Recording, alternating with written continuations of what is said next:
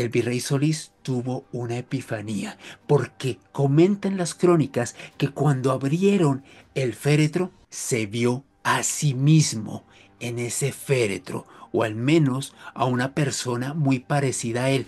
Y desde entonces se comenta que los espíritus de la Marichuela y el virrey Solís son avistados al frente de la iglesia de San Francisco y en calles adyacentes a esta iglesia de Bogotá en horas de la madrugada.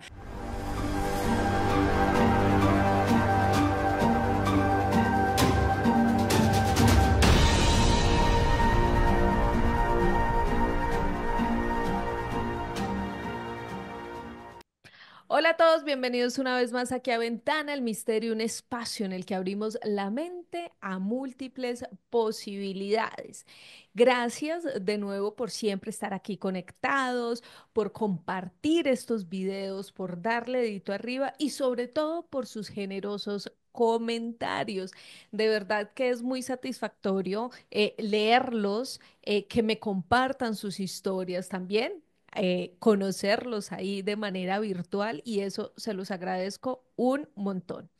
Hoy vamos a tener un tema bien interesante. Vamos a hablar de Bogotá, de la capital colombiana, pero vamos a hablar de un lugar en específico y es el centro de la ciudad. El centro de esta ciudad, que es conocido como el barrio La Candelaria, y ustedes saben que en cualquier lugar del mundo hay un epicentro de hechos que hacen que después se construya de ahí pues las grandes ciudades, las grandes metrópolis.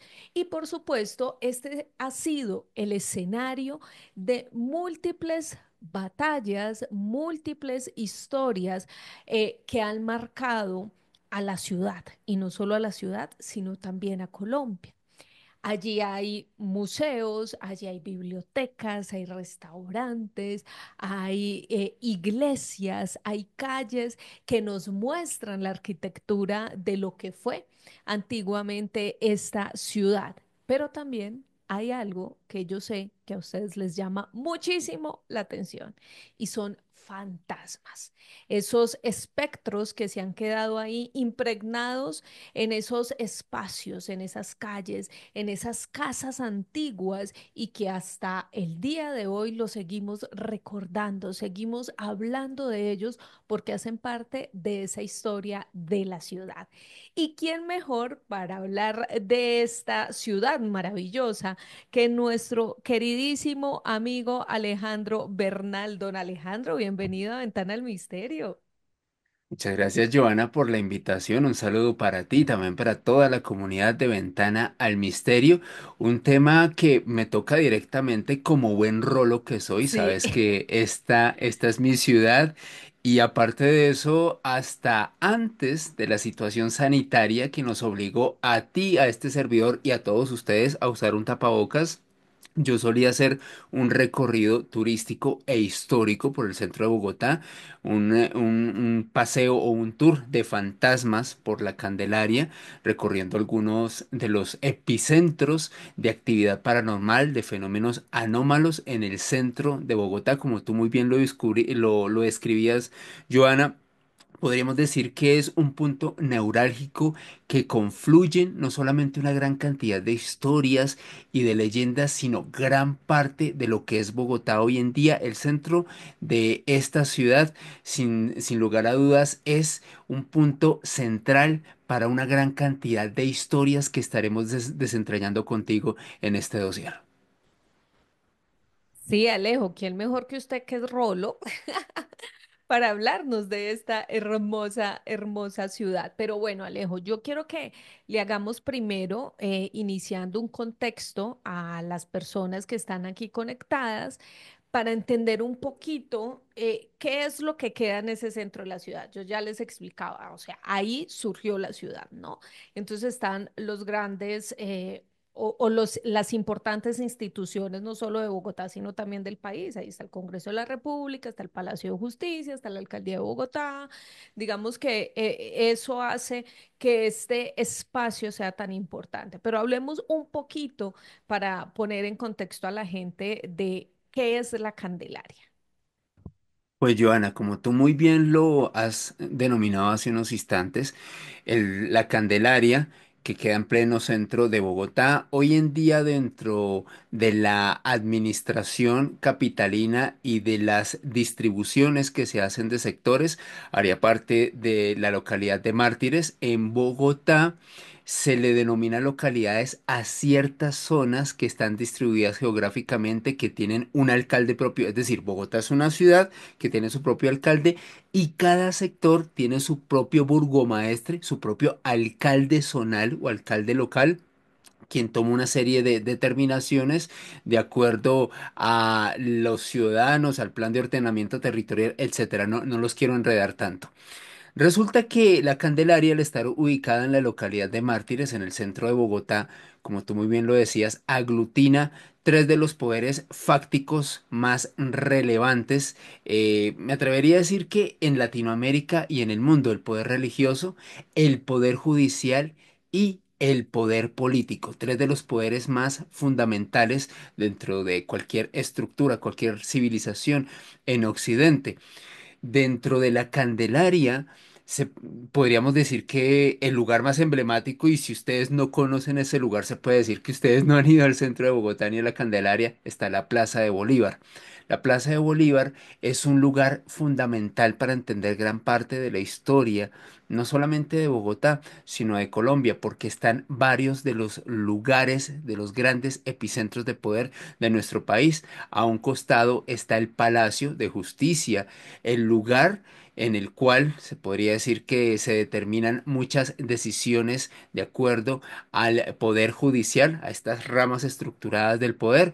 Está también el Congreso de la República, donde una gran cantidad de políticos y representantes también toman decisiones fundamentales para la historia del país. Está la Catedral Primada de Colombia.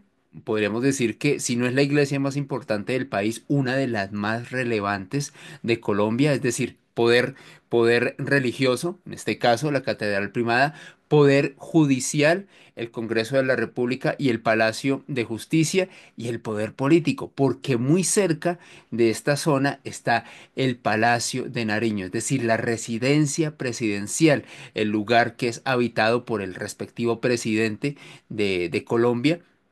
Y adicionalmente, como tú muy bien lo señalabas, Joana, está también el Palacio de Liébano, la residencia del alcalde de Bogotá, que a propósito, no sé si quieres que ya nos adentremos en historias, hay una bastante particular relacionada con el Palacio de Liébano, porque resulta que Por podríamos, favor, entremos a hablar de esos fantasmas que fue lo que vinimos.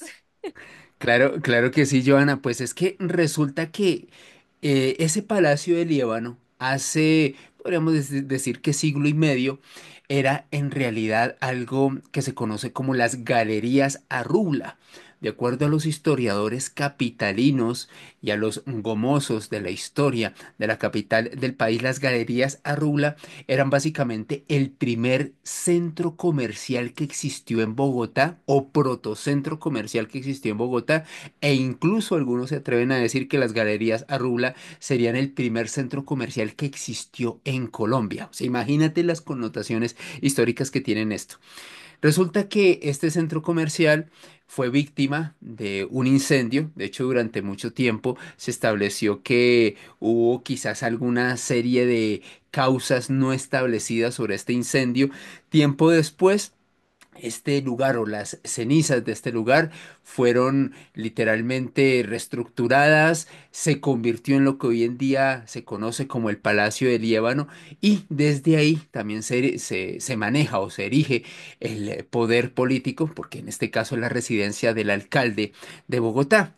Pero muy cerca a este Palacio de Liébano, Joana y espectadores, se suscita, podríamos decir que una de las historias más grandilocuentes y, por qué no decirlo, bizarras y extrañas que tienen que ver con esta casuística de fantasmas y fenómenos paranormales en Bogotá, algo que se conoce como la calle del divorcio, y es que precisamente en la esquina del Palacio del Líbano, se ubica una calle, normalmente en Bogotá, para aclararle a la gente que nos ve desde otras ciudades o desde otras partes del mundo, las calles están numeradas. Calle Sexta, Carrera Séptima, en fin, nuestras direcciones en Bogotá son numéricas. Pero curiosamente, en la esquina del Palacio del Líbano se encuentra una calle que se llama así, Calle del Divorcio.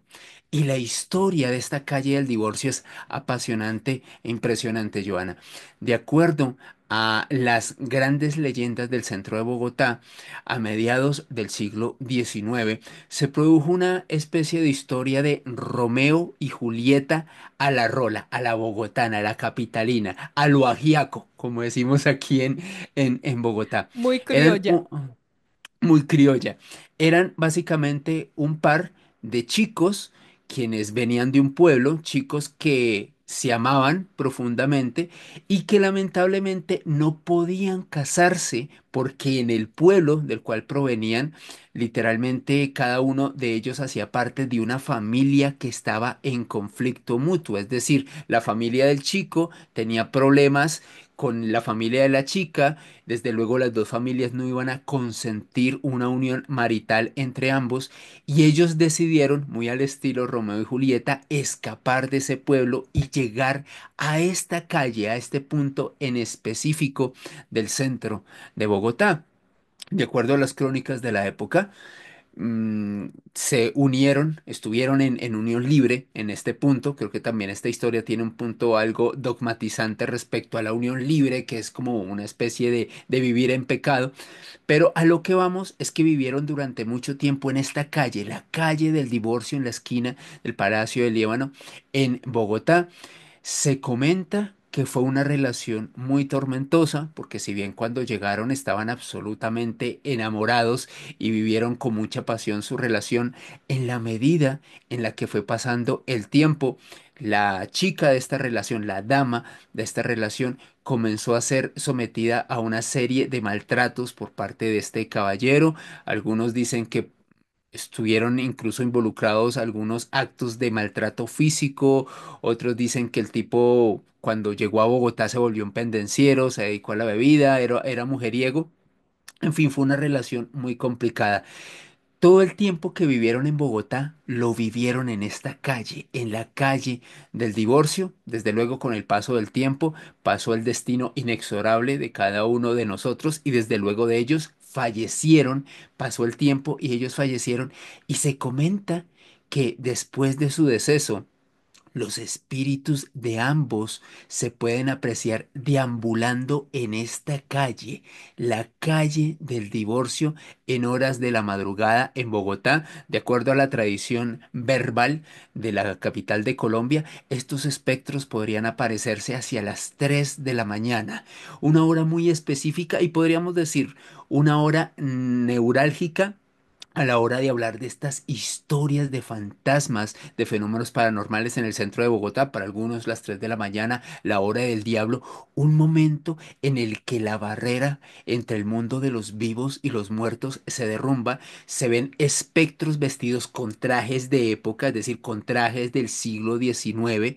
que fue el momento en el cual esta pareja vivió en la calle del divorcio, perdón, en la calle del divorcio, deambulando a esta hora y desde entonces se ha gestado una tradición maravillosa, Joana y queridos espectadores. Se le dice la calle del divorcio porque a inicios del siglo XX, muchas personas que conocieron esta historia y al enterarse de lo tormentosa que fue esta relación, decidieron comenzar a ir a esta esquina, al lado del Palacio de Líbano, a solicitarle a esas almas como una especie de petición para librarlos de una relación tormentosa o de un matrimonio no deseado. Es decir, Bogotá es oficialmente la ciudad del divorcio express, porque si usted tiene una relación tormentosa, si usted tiene un Está muy noviazgo donde loco. la está pasando mal, o si usted tiene un matrimonio que no quiere que llegue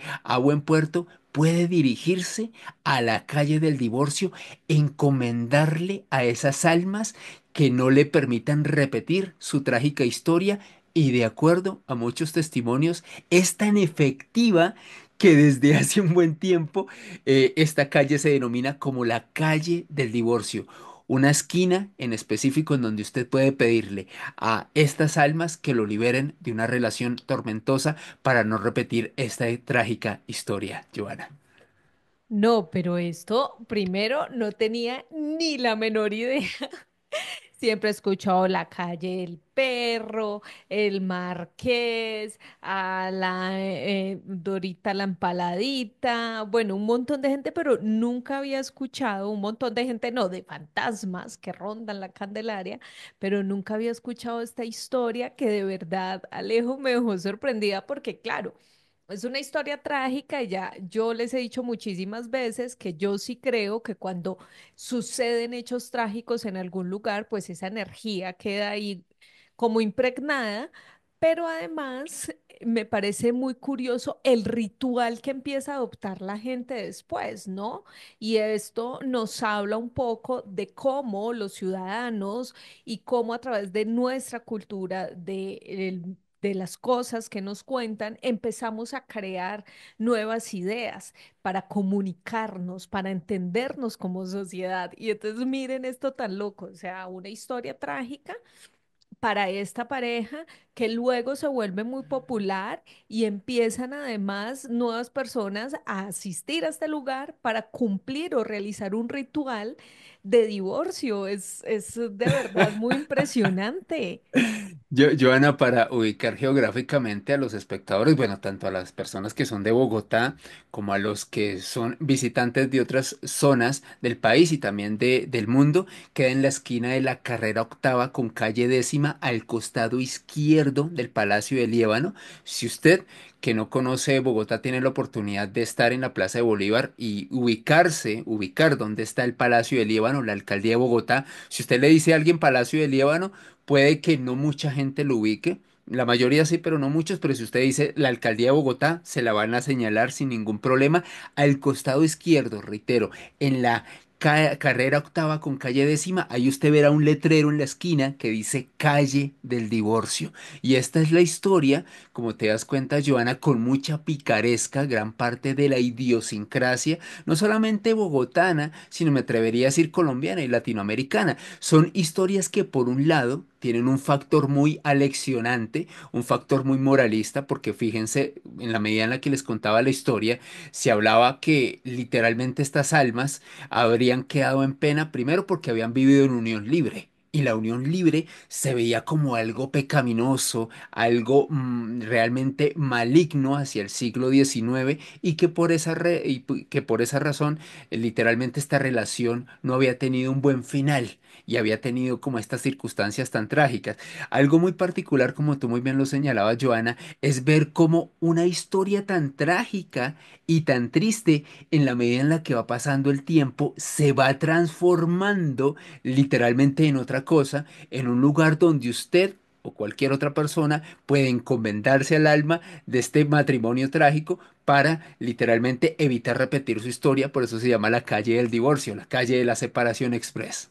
Total, total, demasiado, demasiado loco. Bueno, hay que decir otra cosa, que en ese sector de la ciudad, casi todas las calles tienen en una esquina su nombre.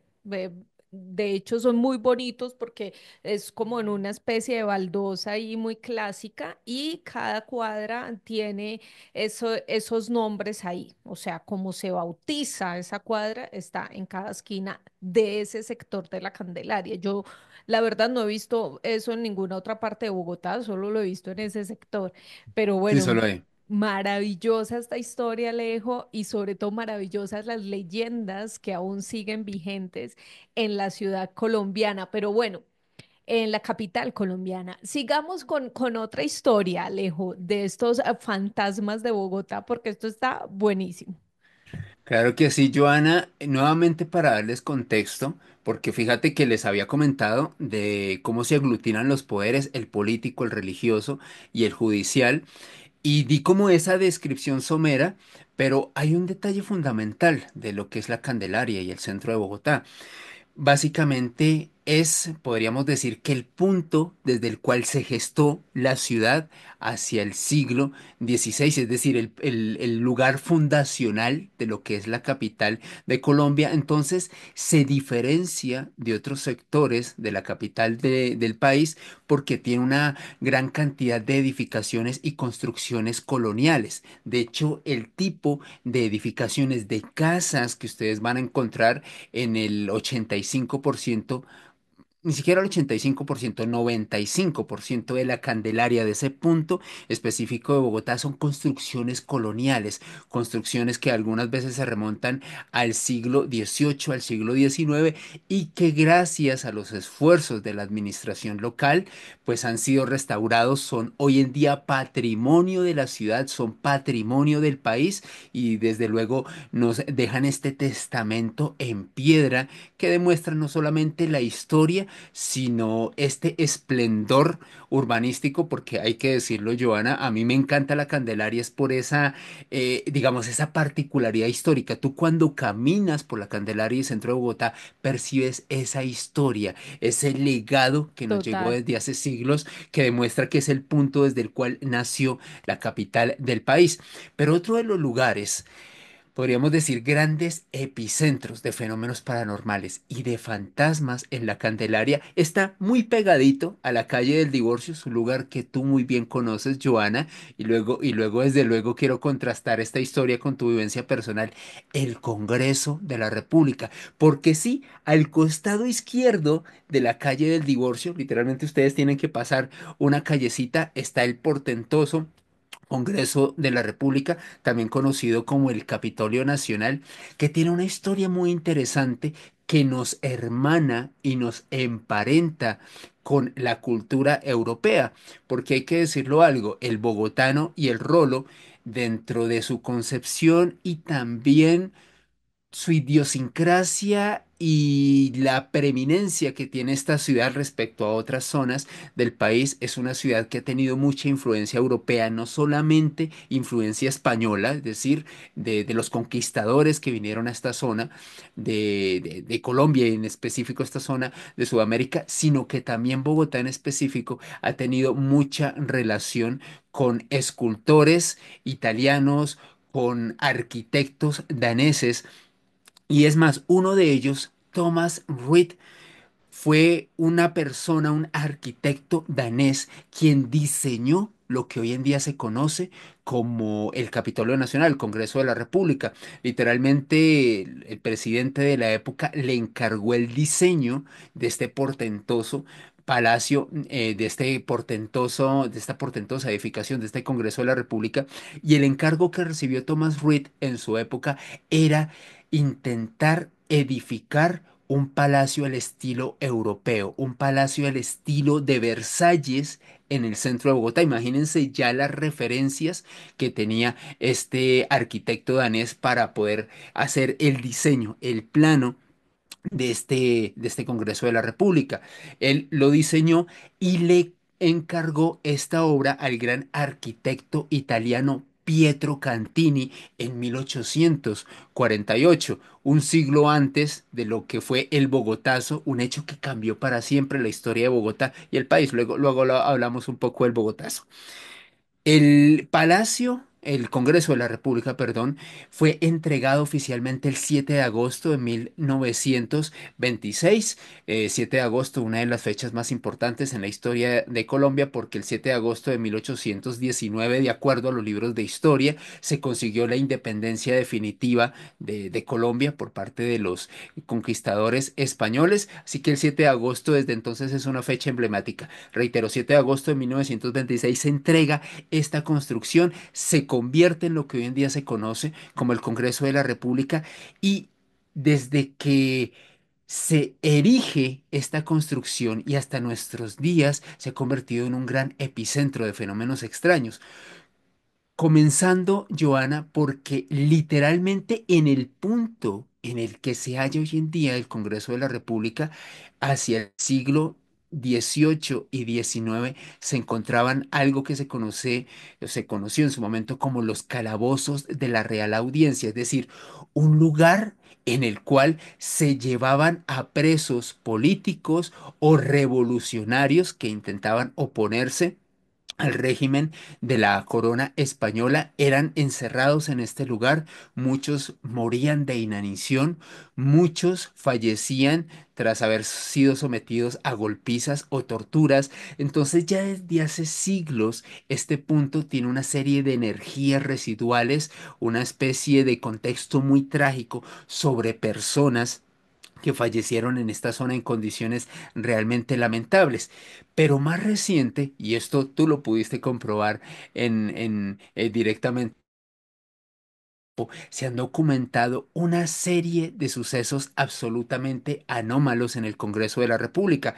Uno de ellos, un que fue documentado hacia el año 2011 por el diario El Espectador de Colombia. El diario El Espectador es uno de los periódicos más importantes de este país y hacía referencia a un artículo que fue escrito por Johnny Hoyos, un fotógrafo del Heraldo de Barranquilla, otro diario muy importante del país, quien tuvo la oportunidad de documentar cómo en la oficina del expresidente del Senado, José David Name, se presentaban una serie de sucesos anómalos en el seno, dentro de las instalaciones del Congreso de la República, según Johnny Hoyos, comentado por los escoltas de José David Name y del mismo expresidente del Senado, cuando ellos se quedaban realizando plenarias, es decir, estas reuniones políticas hasta altas horas de la madrugada. Muchas veces ellos, cuando ingresaban nuevamente a esta oficina, la oficina de José David Name,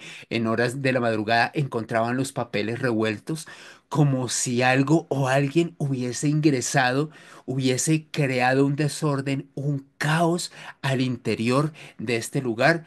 Junto a esta historia, muchos trabajadores y políticos que asisten a este Congreso de la República han documentado apreciar a una extraña niña vestida de blanco en el interior del Congreso de la República, como si fuese una energía residual, algo muy extraño. Y sobre eso, Joana, quiero puntualizar algo, es que la aparición de esta niña o este niño vestido de blanco, algunos lo ven como un niño, otros como una niña, es arquetípica en el centro de Bogotá. No solamente ha sido avistado dentro del Congreso de la República, sino también en el Palacio de Justicia, en la esquina de la Jiménez con Séptima, algo que hoy en día se conoce como City TV, que hace muchas décadas fueron la oficina principal del Tiempo, del diario El Tiempo, otro de los diarios más importantes de Bogotá. Uno de los periodistas y colegas nuestros que creo que tú conoces personalmente, Joana, quien también pudo atestiguar actividad anómala en el Congreso de la República, Diego Monroy. Literalmente él, mientras encontraba realizando una de estas labores periodísticas dentro del Congreso de la República, fue testigo de cómo a una de sus compañeras, Marcela Ulloa, le jalaron el bolso. O sea, imagínense, van caminando, Marcela se comienza a sentir un poco incómoda, siente que le jalan el bolso, es decir, fenómenos casi poltergeist dentro del Congreso de la República. El mismo Juan Jesús Vallejo, quien te acompañó a hacer una investigación de campo, que luego quiero escuchar un poco tu versión de la historia, documentó cómo en el interior del Congreso de la República, y no solamente él, sino otros periodistas, han documentado cómo en este lugar se han realizado una serie de misas, de exorcismos para intentar liberar este lugar de este tipo de extrañas energías, de energías residuales, de almas errantes, almas en pena que parecen deambular y literalmente aterrorizar a algunos de los trabajadores de este Congreso de la República, Joana. El Congreso de la República de Colombia sí que tiene historias, sí que tiene fantasmas y como bien lo decía Alejo, pues sí, afortunadamente o desafortunadamente por el susto que nos llevamos, fui testigo de esas energías que parecen estar ahí presentes y también pues a través de una investigación que hicimos con Juan Jesús Vallejo, con Diego Monroy, que lo acaba de mencionar Alejandro, y con Esteban Cruz. Les voy a contar esa historia que además está en un video de aquí, de este canal de YouTube, que se los voy a dejar arriba para que ustedes escuchen exactamente las voces de los protagonistas de Esteban Cruz y de Diego Fernando Monroy. ¿Qué fue lo que pasó? ¿Qué fue lo que más les sorprendió a ellos y cómo ellos vivieron esa situación? Porque todos estábamos ahí reunidos, pero cada uno tuvo, digamos que una experiencia o una reacción mejor diferente a ese suceso, pero sin duda alguna el hecho de que esto haya sido pues un lugar que era utilizado para de alguna manera castigar a los rebeldes, pues genera que esto sea un espacio donde haya una energía negativa ahí guardada, represada, como quieran ustedes llamarlo.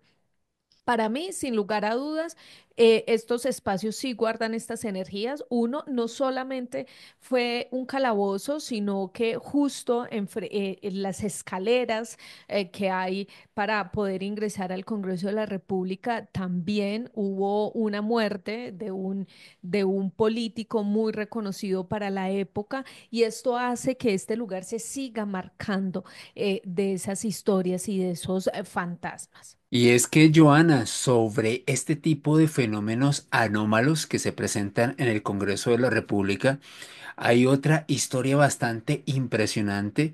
De hecho, una de las personas que te acompañó a hacer esta investigación de campo junto con Juan Jesús Vallejo y Esteban Cruz fue la medium, la vidente Juliet Arredondo, una mujer que tiene la capacidad de conectarse con ese tipo de energías, de apreciar este tipo de espectros, incluso de escucharlos.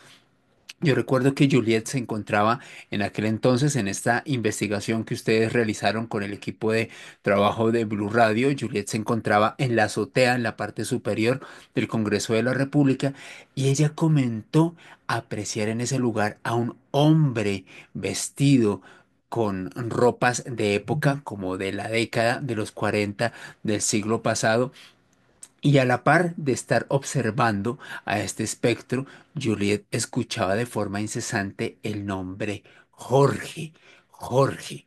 Resulta que de acuerdo a los registros históricos, el 9 de abril de 1949, es decir, un año después del Bogotazo del cual hablaremos en algunos instantes, en la entrada del Congreso de la República fue baleado Jorge Soto del Corral, un parlamentario quien falleció en extrañas circunstancias, y desde entonces se ha hilvanado la posibilidad de que quizás el alma errante, el espíritu, la energía residual de Jorge Soto del Corral quizás pudo haberse manifestado durante esta investigación de campo que ustedes tuvieron la oportunidad de efectuar en compañía de Juliet Arredondo.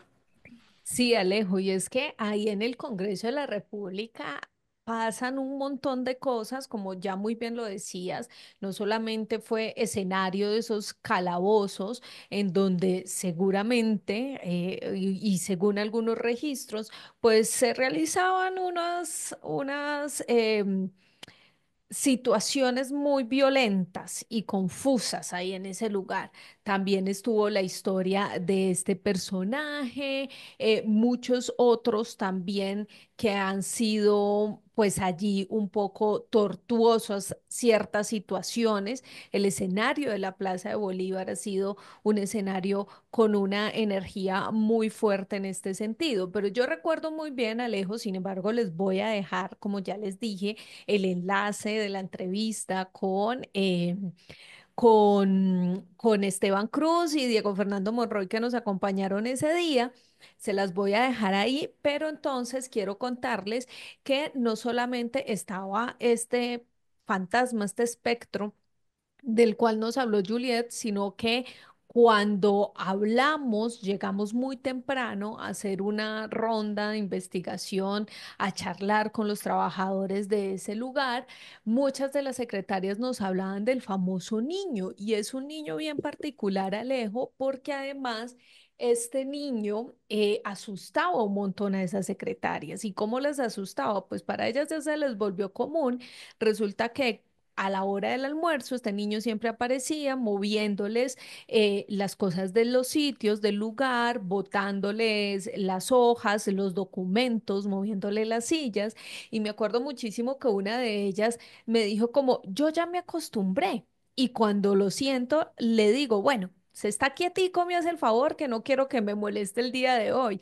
Entonces también es muy particular cómo las personas empiezan a convivir con este tipo de espectros, pero también allí han sucedido cosas bien interesantes en cuanto a los rituales que han hecho para evitar que esos espectros los asusten. Entonces, incluso se habla de un exorcismo que se dio allí en el Congreso de la República para evitar esos fenómenos. Hay una virgen en un lugar que nosotros denominamos el Pasillo del Terror, porque es donde se Sí. aparece ese famoso niño, donde está supuestamente jugando con una pelota y recorre todos estos pasillos. Entonces allí hay una virgen que crearon precisamente para tratar de evitar estos fenómenos y se habla de ese famoso exorcismo que supuestamente se hizo allí por uno de los sacerdotes de la Catedral Primada de Bogotá para tratar de controlar estos fenómenos. ¿Qué pasa? Que hasta el día de hoy,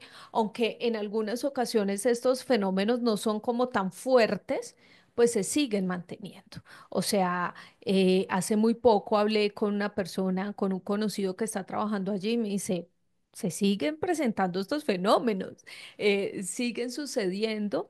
Quizás no con tanta fuerza, pero sí se siguen presentando. La famosa señora del ascensor, la mona del ascensor, así la bautizaron quienes trabajaban allí, pero es una mujer de rubia que se sube al ascensor y siempre le pide el favor a las otras personas que la suban hasta el piso cuarto. Cuando las personas se dan cuenta, pues allí no hay ningún piso cuarto y esta mujer desaparece.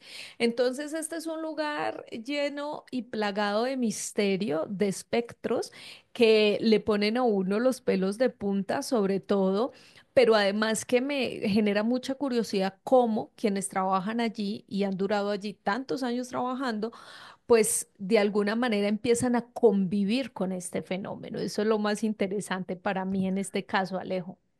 Exactamente, Joana. Ya este tipo de manifestaciones y fenómenos anómalos se convierten en paisaje, no solamente para los trabajadores del Congreso de la República, sino para otro lugar fundamental y neurálgico en el centro de Bogotá, la esquina de la Jiménez con Séptima. Un lugar supremamente representativo porque precisamente en ese punto de Bogotá fue asesinado Jorge Eliezer Gaitán. Para contextualizar a nuestros espectadores que nos ven desde otros países del mundo, Jorge Eliezer Gaitán fue un importante líder político colombiano, un hombre quien tuvo formación en derecho en la Italia fascista, un hombre quien fue alcalde de Bogotá, alcalde de la ciudad, y quien tenía una aspiración presidencial hacia finales de la década de los 40 del siglo pasado. Jorge Eliezer Gaitán, de acuerdo a algunos expertos, era quizás uno de los mejores oradores del siglo XX, un hombre que tenía una locuacidad, una capacidad verbal impresionante, un auténtico político que era capaz de aglutinar masas, literalmente miles de personas se reunían para escuchar los discursos de Jorge Eliezer Gaitán, un hombre quien tenía una capacidad verbal realmente asombrosa y quien, de acuerdo a los analistas, estaba destinado a ser presidente de Colombia. El 9 de abril de 1948, Jorge Eliezer Gaitán, y de acuerdo a la versión oficial, y fíjense que hago comillas con los dedos, fue asesinado por Juan Roa Sierra, un hombre quien tuvo un pasado muy oscuro, un pasado bastante particular, un hombre quien realizaba encargos para la Embajada Nacional Socialista en Colombia, sí, porque en Colombia llegó a existir una Embajada Nacional Socialista, un absoluto fanático del ocultismo, quien consultaba a un vidente alemán, quien de hecho llegó a comentarle que él sería la reencarnación de un importante prócer de Colombia, Francisco de Paula Santander. Juan Roda Sierra, un hombre quien tenía en su mente y en su psique la idea de que él iba a cambiar la historia de Colombia. Era un hombre de extracción muy humilde, quien, de acuerdo, reitero la versión oficial, asesinó a Jorge Eliezer Gaitán. Esto produjo un auténtico cataclismo, un caos, no solamente en la sociedad bogotana, sino en todo el país, porque hubo una serie de disturbios, las turbas iracundas tras el fallecimiento trágico del político que más amaban, que era Jorge Eliezer Gaitán, comenzaron a hacer saqueos, comenzaron a crear caos en la ciudad. De hecho, destruyeron el tranvía. Bogotá era una ciudad que tenía tranvía en aquel entonces, lo destruyeron. El ejército tuvo que sacar a francotiradores y a la fuerza pública para evitar una mayor cantidad de desastres. Bogotá en aquel entonces era una ciudad de 300.000 habitantes oficialmente, y digo oficialmente, solo en Bogotá hubo 300 muertos. Yo creo que la cifra es superior porque hubo una gran cantidad de cuerpos no identificados, que aquí en Colombia denominamos como NN, enterrados en fosas comunes. Incluso se habla, en aquel entonces, había algo que hasta el día de hoy existe en los sótanos de la Jiménez con Séptima, donde muchos de los cuerpos de estas personas indocumentadas, los cuerpos sin vida, fueron dejados ahí por la fuerza pública. Y desde ese momento, Joana, y hasta nuestros días, desde el 9 de abril de 1948 hasta nuestros días, Bogotá y este punto específico de la geografía capitalina no se pudieron recuperar. Antes el centro de Bogotá era esplendoroso, era quizás el punto más bonito, más lujoso de la capital del país. Y hago una corrección, había dicho que la Candelaria era la localidad de Mártires, es en realidad la localidad de Santa Fe. Hago esa fe de ratas aquí directamente, Joana. Y podríamos decir que tras el magnicidio de Gaitán y muchas de las teorías de conspiración, si quieres, luego podemos hacer un dossier completo sobre eso, porque eso amerita un programa, Total. teorías de conspiración que involucran a la CIA, que involucran al KGB, que involucran un posible escape de Adolf, el líder del nacionalsocialismo, quien de acuerdo a algunas historias habría estado en Bogotá ese 9 de abril de 1948. Pues se han gestado una serie de historias, Joana, y de relatos relacionados con fenómenos anómalos de esa tragedia, de esas personas que fallecieron en estas circunstancias confusas y caóticas en Bogotá. Al frente del lugar donde fue asesinado Jorge Eliezer Gaitán, quedaba ubicado hace unas décadas el edificio del Tiempo. El diario El Tiempo es uno de los diarios más prestigiosos y tradicionales de Colombia. Posteriormente pasó a ser una de las sedes de un canal local, un canal bogotano llamado City TV. Y yo, quien tuve la oportunidad de trabajar en City TV, Joana, recuerdo una historia de un editor. De hecho, esto luego esta persona lo contó en otros medios de comunicación. Este editor se hallaba realizando estos procesos de edición, que como tú bien lo sabrás, Joana, como profesional de los medios audiovisuales, son dispendiosos. Editar un video requiere mucha concentración, mucho tiempo, es un proceso de mucha atención. Este editor me comentó y luego compartió en medios de comunicación que él se hallaba editando hasta altas horas de la madrugada.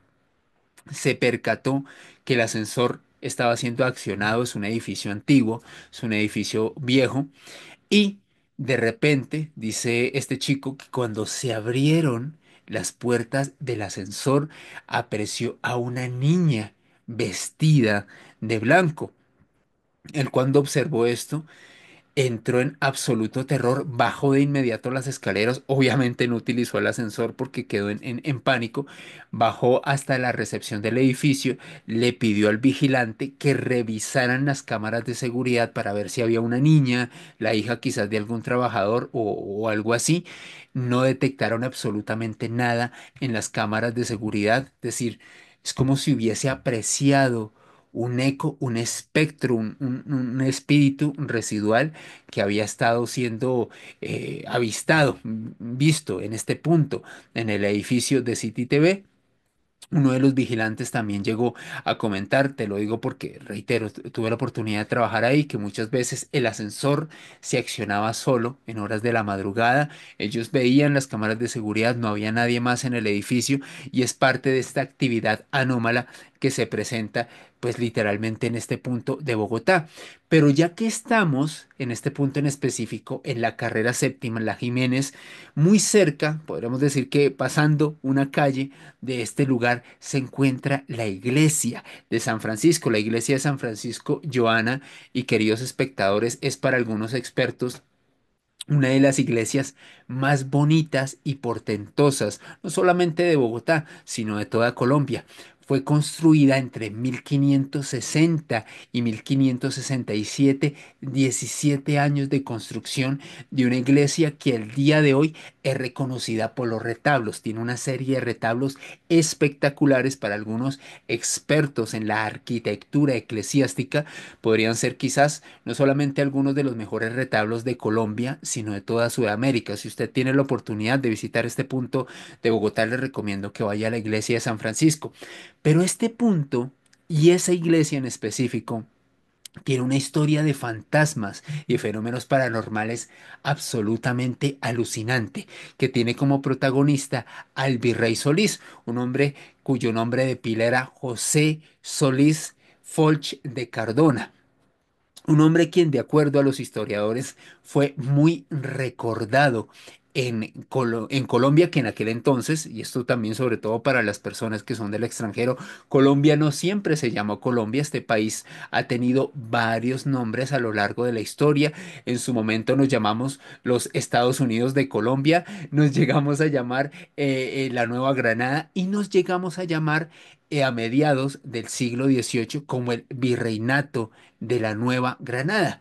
Y el virrey de aquel virreinato de la Nueva Granada era el virrey Solís, un hombre quien, de acuerdo a los historiadores, fue muy recordado por dos factores fundamentales. Por un lado, fue un impulsor de una gran cantidad de reformas, un hombre quien modernizó lo que sería, modernizó para la época, hay que tener en cuenta siglo XVIII, lo que era aquel virreinato, impulsó la economía, impulsó la educación, las personas, los pobladores del virreinato en aquel entonces lo veían como un gobernador muy justo, un hombre quien había suscitado prosperidad en aquel virreinato de la Nueva Granada. Y el segundo factor por el cual fue muy recordado este virrey Solís fue porque, de acuerdo a las mujeres de la época, era un hombre muy atractivo, un hombre muy apuesto, un hombre que llamaba muchísimo la atención. Y todos estos factores hicieron que el virrey Solís fuera muy recordado, en específico por una relación extramarital que habría sostenido el virrey Solís con una mujer muy popular de la época, una mujer que lastraba una mala fama, María Encarnación de Lugarda Ospina, una mujer más conocida como la Marichuela, que, de acuerdo a algunos relatos de la época, era una mujer que se dedicaba al oficio más antiguo de la historia de la humanidad y quien sostenía una relación clandestina con el virrey Solís. Imagínense el escándalo de la época.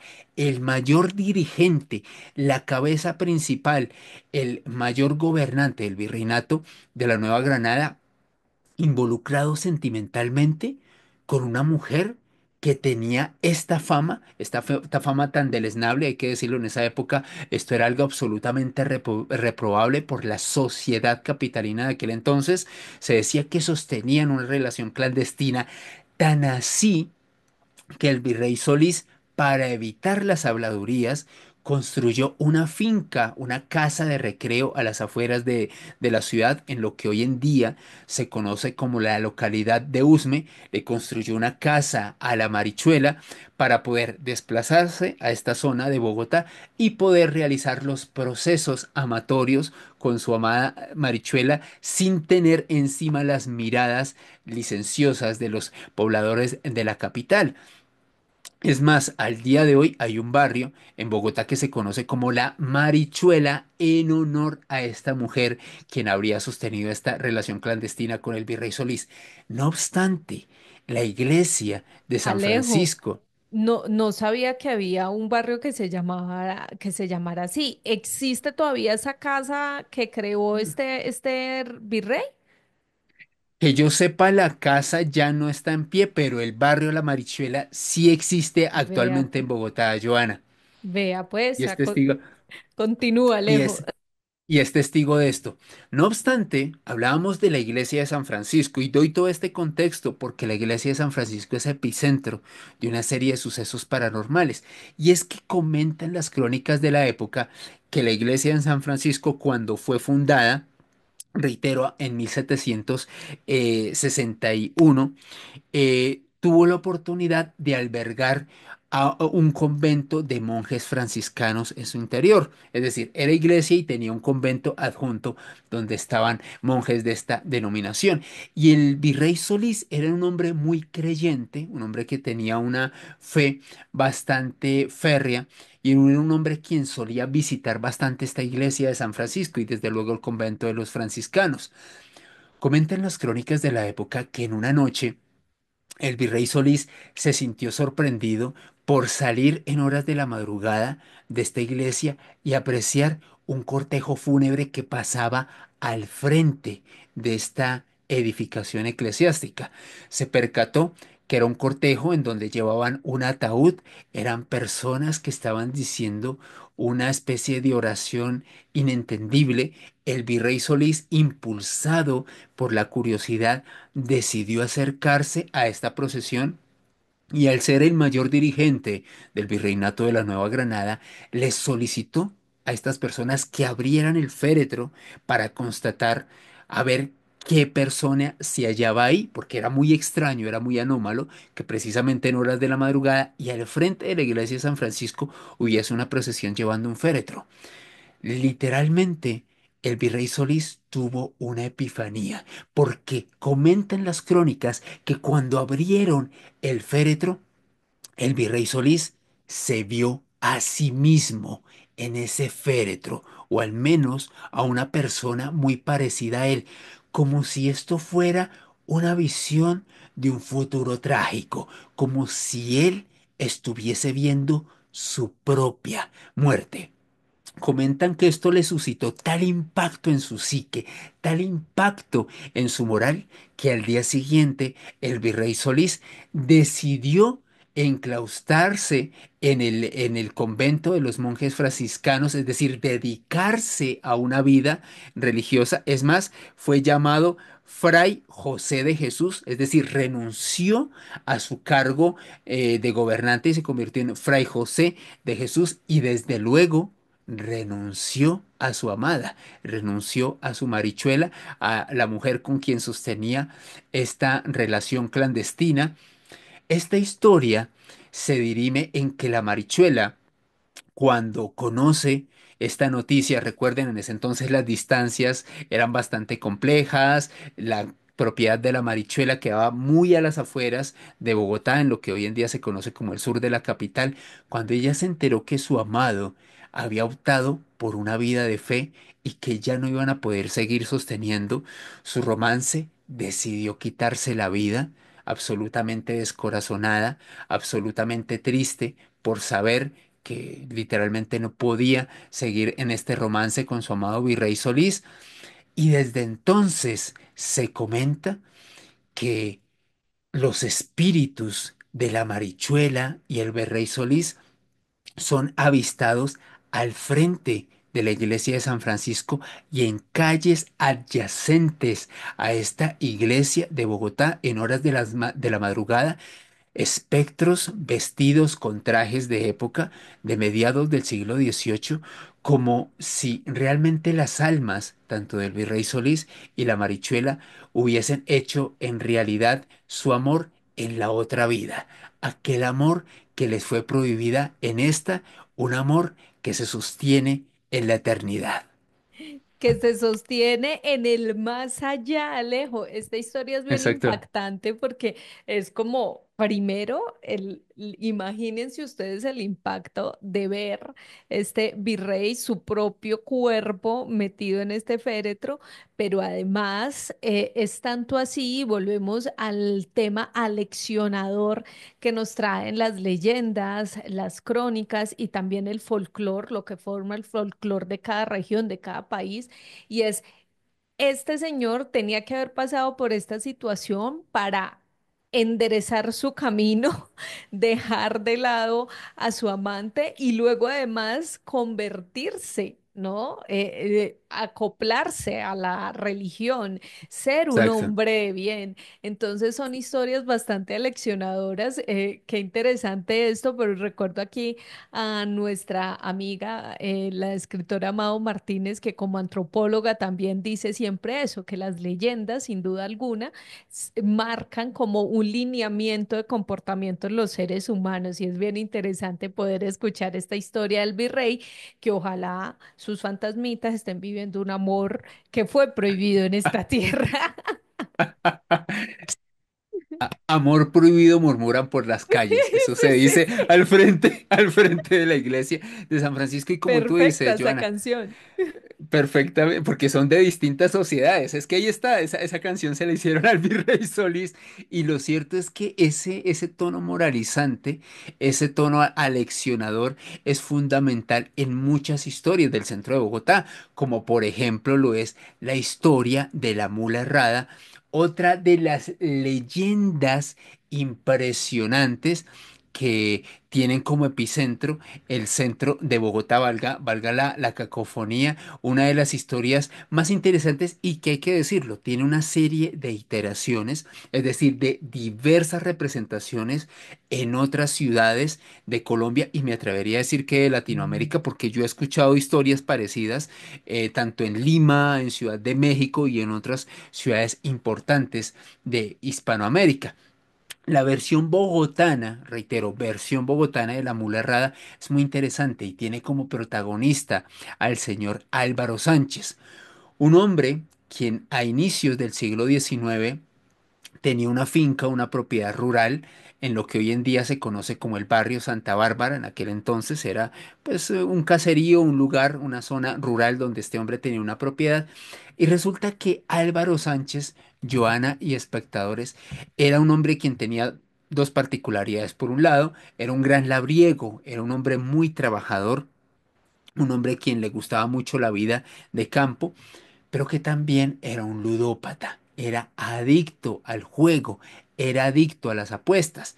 Y de acuerdo a las crónicas de la época, había una casa de juegos, una casa de apuestas, en lo que hoy en día se conoce como la Plazoleta de las Nieves, en la séptima con 24 en Bogotá, muy cerca a la iglesia de San Francisco. De acuerdo a las crónicas, Álvaro Sánchez era un hombre quien todas las noches se iba montado en una mula desde el barrio Santa Bárbara hasta la casa de juegos que quedaba en lo que hoy en día es la iglesia de la Plazoleta de las Nieves, y todas las noches el hombre se dedicaba a jugar, a apostar y a tomar chicha hasta perder la razón. Chicha, una bebida fermentada de origen indígena, esto para contextualizar también a la gente que no sepa qué es la chicha, que de hecho al día de hoy se puede consumir de forma asidua, no se la recomiendo si no están habituados a la chicha, porque realmente es un licor fuerte. En el Chorro de Quevedo se vende bastante esta bebida tradicional, les recomiendo beberla con moderación, Con porque si, mucho si no están cuidado. con mucho cuidado porque puede convertirse en el Chile de la locura guatemalteco, en este caso en el Chile de la locura bogotano, te puede volver loco. Pero volviendo al tema, Álvaro Sánchez solía consumir mucho esta bebida, jugar todas las noches y era prácticamente su rutina de todos los días. Resulta que en una oportunidad se comenta que Álvaro Sánchez llega, como era de tradición, a esta casa de juegos. Van pasando las horas, el señor Álvaro Sánchez no sale. La mula que siempre lo acompañaba estaba tan habituada a que Álvaro Sánchez saliera absolutamente ebrio de este lugar que ya sabía que simplemente tenía que esperarlo y regresarse a su finca en el barrio de Santa Bárbara. Pero en aquella oportunidad ocurrió algo muy extraño. Álvaro Sánchez no salía de la casa de juegos, la mula se sentía nerviosa, se sentía preocupada y comentan que el animal decidió ingresar a esta casa de juego y habló, preguntó por el señor Álvaro Sánchez. Tan pronto este animal preguntó por su amo, tanto las trabajadores como el mismo Álvaro Sánchez quedaron estupefactos. Imagínense, vieron a una mula hablando, preguntando en este caso por Álvaro. Dicen que Álvaro se le despertó, o sea, se le quitó la borrachera de inmediato cuando escuchó hablar a este animal, se montó en ella y en absoluto silencio se regresó a su casa. Fueron pasando los días, fueron pasando los años. Se dice que a partir de ese momento Álvaro Sánchez dejó de dedicarse al juego, dejó de consumir chicha, o sea, literalmente esto le cambió la vida. Y como les decía previamente, fue pasando el tiempo, fueron pasando los años. Esta mula falleció por causas naturales y desde el momento en que este animal partió al otro mundo, se dice que una extraña mula, un animal con estas características, suele aparecerse en esta calle en la plazoleta de las Nieves y muy cerca de este lugar y en otros puntos del centro de Bogotá, de la Candelaria, suele aparecérsele a borrachines y a pendencieros. Es decir, si usted suele consumir chicha los fines de semana en el centro de Bogotá, si usted suele consumir brownies mágicos, ya saben a qué me estoy refiriendo, y suelen consumir bebidas en demasía en el centro de Bogotá, es posible que usted aviste a un extraño animal con ojos de fuego, respirando azufre y que escuche los cascos tendenciosos de este animal frente a usted como un recuerdo de que usted no debería llevar esa vida licenciosa como la que llevó el señor Álvaro Sánchez a inicios del siglo XIX en el centro de Bogotá. Recomendación, por favor, no se pongan a llevar una vida así, pero mira, Alejo, esta historia me parece maravillosa y la recuerdo en otra narración del gran escritor bogotano que es un amante de la ciudad, Andrés Ospina, en el que cuenta esto y exactamente, y él habla de cómo esos cascos, esas patas de esta mula se escuchan en diferentes calles de la ciudad. Es bien curioso esto y volvemos al tema aleccionador. Pero bueno, Alejo, se nos va terminando el tiempo, pero rápidamente quisiera que me contaras una de las historias que para mí es quizás de las más tristes y de las que más he escuchado, no solamente a través de medios de comunicación, sino que es la que más se representa en los grupos de teatro que van en las noches a la Candelaria a recorrer y contar estas historias, porque hay muchos tours al respecto, y es la del doctor Rusi. Claro que sí, Joana, el doctor Raimundo Russi, un abogado quien a mediados del siglo XIX fue reconocido por ser un experto en derecho, pero un hombre quien se dedicaba a defender a los pobres y a los menos favorecidos de la Bogotá de aquel entonces. Un hombre quien fue víctima de las grandes familias oligárquicas, de los grandes grupos de poder que hasta el día de hoy ostentan el poder no solamente en Bogotá, sino en gran parte de las capitales de Sudamérica. Resulta que Raimundo Russi es inculpado de un crimen que no cometió. fue llevado a juicio y condenado a muerte. El mismo doctor Rusi decidió defenderse, no obstante, los poderes fácticos, esas familias bogotanas poderosas, decidieron mover todos los hilos para inculparlo y de esta manera condenarlo a muerte. En ese entonces había literalmente pena de muerte en Colombia.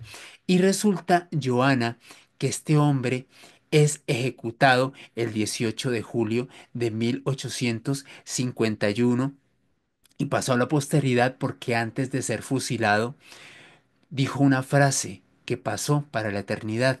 Gritó ante el pelotón de fusilamiento: soy inocente y ustedes lo saben. Tras pronunciar esas palabras, las armas se accionaron, Raimundo Rusi falleció y se comenta que su espíritu se aparece desde ese momento y hasta nuestros días muy cerca a la sede de la Universidad La Salle, en el centro de Bogotá, un testimonio de una absoluta injusticia. Y como muy bien lo decías, Joana, este Robin Hood, esta especie de abogado de los pobres, de la gente más humilde, sigue siendo recordado como uno de los grandes personajes de la Bogotá de hace 2 siglos.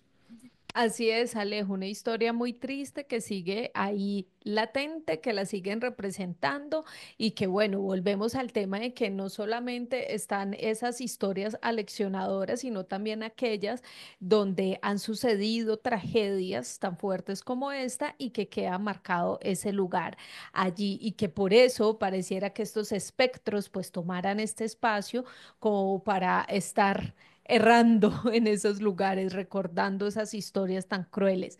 Alejo, ya para finalizar, porque se nos va acabando el tiempo, ¿cuál es la conclusión que tienes sobre este tema? Que me parece una maravilla, porque aquí obviamente hablamos de historia, pero hablamos también de leyenda, hablamos de misterios, hablamos de fantasmas, pero también nos divertimos un poco.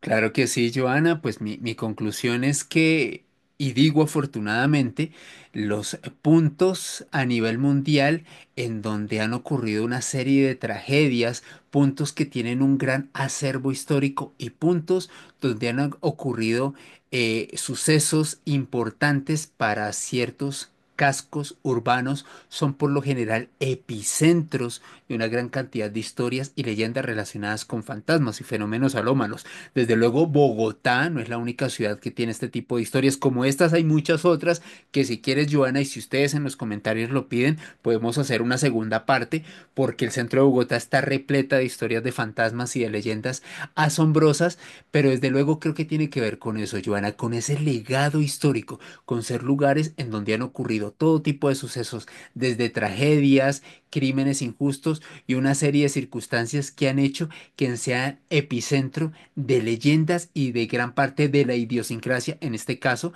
de la idiosincrasia bogotana. Así es, Alejo, por supuesto, ya saben, ustedes ahí dejan sus comentarios, queremos una segunda parte, le dan dedito arriba y si este video es bien recibido, pues volvemos a invitar al señor Alejandro Bernal. Por favor, Alejo, recuérdale a la gente que se conecta aquí cuál es tu canal de YouTube y tus redes sociales, porque este señor, mejor dicho, si ustedes quieren saber de noticias del misterio, vayan al canal de Alejandro, porque él, mejor dicho, sale algo y él es el primero en ir a analizarlo. Muchas gracias, Joana.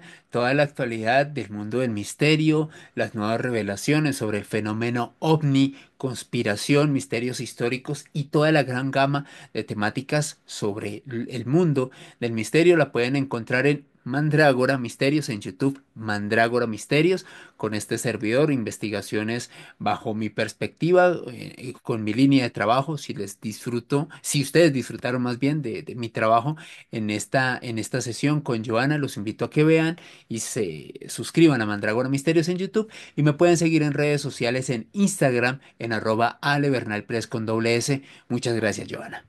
Alejo, un placer como siempre que estés aquí con nosotros. A ustedes les recuerdo que le den dedito arriba a este video, que lo compartan con sus amigos, con sus familiares, con su pareja, en fin, con todas las personas que ustedes quieran y sobre todo dejen sus comentarios.